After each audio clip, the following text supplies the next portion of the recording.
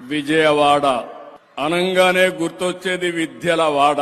ఇది నేను చెప్పింది కాదు. ఎడ్యుకేషన్ కు ఇక్కడి నుంచే ప్రాధాన్యత ఇచ్చింది. నేను ముఖ్యమంత్రి అయినప్పుడు కూడా చాలా మంది బయట వాళ్ళు వచ్చి ఇక్కడ చదువుకున్నారు. ఇప్పుడిప్పుడు వేరే ప్రాంతాల్లో కూడా బ్రహ్మాండంగా అభివృద్ధి చేసే పరిస్థితికి వచ్చాం. ఉమ్మడి ఆంధ్రప్రదేశ్ లోనే దశాబ్దాల నుంచి విజయవాడకు ఆ పేరుంది.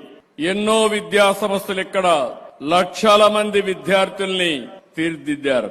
సిద్ధార్థ అకాడమీ సంస్థలు ఇందులో ముఖ్యమైన విద్యా వ్యవస్థ.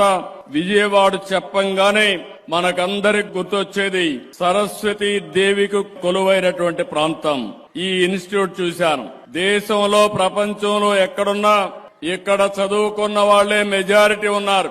ఎవరైనా ఐఐటి పాస్ కావాలంటే, జేఈఈ పాస్ కావాలంటే, నీట్ లో సీట్ కావాలంటే, లా సెట్ లో పాస్ కావాలంటే నేరుగా విజయవాడకు వస్తే సీటు గ్యారంటీ అని చెప్పి కూడా నేను మీకు తెలియజేస్తున్నా. అలాంటి సెంటర్ ఇది.